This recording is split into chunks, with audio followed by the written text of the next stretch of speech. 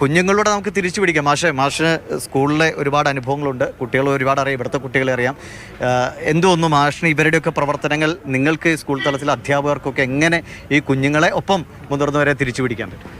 തീർച്ചയായും നമ്മൾ രണ്ട് സ്പേസ് ഉണ്ട്, ഒന്ന് കുട്ടികളുടെ, ഒന്ന് മുതിർന്നവരുടേത്.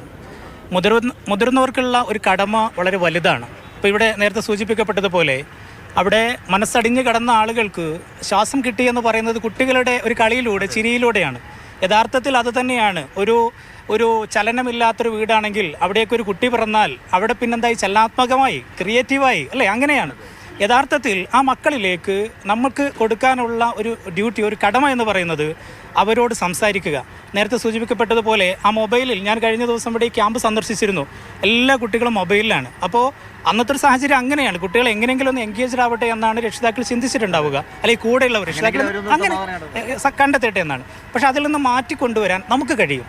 ഒന്ന്, അവരോട് ഇനിയിപ്പോൾ അങ്ങനെയുണ്ടല്ലോ, ഈ ഒരു സാഹചര്യത്തിൽ എല്ലാവർക്കും ഒരു സാന്ത്വനത്തിൻ്റെ, ഒരു സങ്കടപ്പെടലുണ്ട്, അവനെ കാണുമ്പോൾ അതല്ല വേണ്ടത്. പകരം ഒന്ന് പുഞ്ചിരിച്ചുകൊണ്ട്, ഒരു പ്രതീക്ഷയുടെ വാക്കുകൾ കൊടുത്തുകൊണ്ട് അവരെ ഒന്ന് തട്ടി കൊണ്ടുവരാൻ വേണ്ടി കഴിയും. പുത്തുമലയിലെ ഉരുൾപൊട്ടൽ, പിന്നെ അതിൻ്റെ ഒരു ഇരയായ ഒരു കുടുംബത്തിലെ 3 കുട്ടികൾ എൻ്റെ വിദ്യാലയത്തിൽ വന്ന് ചേർന്നിരുന്നു. ഞാൻ അവരുടെ അടുത്ത് ഇങ്ങനെ പോയപ്പോൾ അവർക്ക് സംസാരിക്കാനേ പറ്റില്ല. അവരിങ്ങനെ എന്ത് ചോദിച്ചാലും ഇങ്ങനെ മുഖത്തേക്ക് അപരിചിതത്വം ഉണ്ടാകും. കാരണം പുതിയ HM അതല്ലെങ്കിൽ പുതിയ അധ്യാപകൻ എന്നൊക്കെയുള്ളൊരു തോന്നലുണ്ടാകും. പക്ഷേ ഞാൻ അവരെ എങ്ങനെ ഒന്ന് തട്ടി തലോടി അന്ന് കുറഞ്ഞ് സംസാരിച്ചു. പിന്നെ ഡെയിലി ഞാൻ അവരുടെ ക്ലാസ്സിൽ പോകും. പിന്നെ അവർക്ക് ചെറിയൊരു ധൈര്യം കൊടുത്തു, നിങ്ങൾ എന്നും വരണം, എൻ്റെ അടുത്ത് ഓഫീസിൽ വന്ന് സാറിൻ്റെ അടുത്ത് സംസാരിക്കണം എന്ന് പറഞ്ഞപ്പോൾ ആ കുട്ടികൾ വല്ലാത്തൊരു ഉന്മേഷമായിരുന്നു. ദിവസവും എന്നെ രാവിലെ വന്ന് കാണുകയും സംസാരിക്കുകയും, അപ്പോൾ നമ്മൾ കൊടുക്കുന്ന ഒരു പാറ്റും ഒരു തട്ടലും ഒരു തലോടലും ഒക്കെ അവരെ വല്ലാതെ അങ്ങോട്ട് വളരാൻ, മാനസികമായി വളരാൻ സഹായിച്ചു. യഥാർത്ഥത്തിൽ കൂടെ നിൽക്കുന്നവർക്ക്, നമുക്ക് പ്രത്യേകിച്ച് മുതിർന്നവർക്ക് ചെയ്തു കൊടുക്കാനുള്ളത് അതാണ്. അവരോട് പ്രതീക്ഷയോടെ ഒരു നോട്ടം നോക്കുക, അവരോട് സംസാരിക്കുക, അവരോട് ചിരിക്കുക, അവരെ ചില കളികളിലേക്ക് കൂട്ടിക്കൊണ്ടുവരികയൊക്കെയാണ് നമുക്ക് ചെയ്യാനുള്ളതെന്നാണ് ആദ്യഘട്ടത്തിൽ എനിക്ക് തോന്നുന്നത്. ശരിയാണ്, അത് മാഷ് പറഞ്ഞ പോലെ ഒന്ന് നമ്മൾ മനുഷ്യനാണല്ലോ, ഒന്ന് പരസ്പരം ഒന്ന് തൊട്ടാൽ, ഒരാൾ ഒരു തൊടൽ ആഗ്രഹിക്കുന്ന നിമിഷം വരെയുണ്ട്. കാരണം സർവ്വതും നഷ്ടപ്പെട്ടവരാണ്, ഉറ്റവരുടേവരൊക്കെ നഷ്ടപ്പെട്ടാണ്. അപ്പോൾ കുഞ്ഞുങ്ങളുടെ മനസ്സ് എങ്ങനെയായിരിക്കും? അവരെ തിരിച്ചു കൊണ്ടുവരുന്നത് ഒരു വലിയ ദൗത്യമാണ്. അത് ഏറ്റവും മനോഹരമായി ഇവർ ചെയ്യുന്നുവെന്നാണ്. ഞാൻ പേരൊന്ന് പറഞ്ഞ ശ്രുതി. ഇപ്പോൾ നമ്മൾ വീട്ടിൽ അല്ലേ, ഇവിടുത്തെ അനുഭവങ്ങൾ കേൾക്കുമ്പോൾ കണ്ടു നിൽക്കുന്നവർ, കേട്ടു നിൽക്കുന്നവർ പോലും കണ്ണീര് വന്നു. അപ്പോൾ ആ ഒരു അവസ്ഥയെ മറികടന്ന് വേണം നിങ്ങളും ഇത് ചെയ്യാൻ. നിങ്ങൾക്കിപ്പോൾ പെട്ടെന്ന് കുഞ്ഞുങ്ങളെ ഒരു പാട്ട് പാടിക്കാനൊന്നും പറ്റില്ല. ഈ ഒരു ദുരന്ത ഭൂമിയിലാണ് നമ്മൾ അവരെ എൻഗേജ് ചെയ്യുക. അപ്പോൾ അത് എത്രത്തോളം നിങ്ങൾക്ക് നിങ്ങളുടെ ഒരു അനുഭവ സമ്പത്ത് നിങ്ങൾക്ക് ഗുണം ചെയ്യുന്നുണ്ട്. ആ അനുഭവ സമ്പത്ത് ഉണ്ടാവാതിരിക്കട്ടെ കേട്ടോ, ഇങ്ങനത്തെ അവസ്ഥകൾ വരാതിരിക്കട്ടെ. പക്ഷേ എങ്ങനെ നിങ്ങൾക്ക് നിങ്ങളുടെ ഒരു പ്രവർത്തനം നന്നായി പോകാൻ കഴിയുന്നു?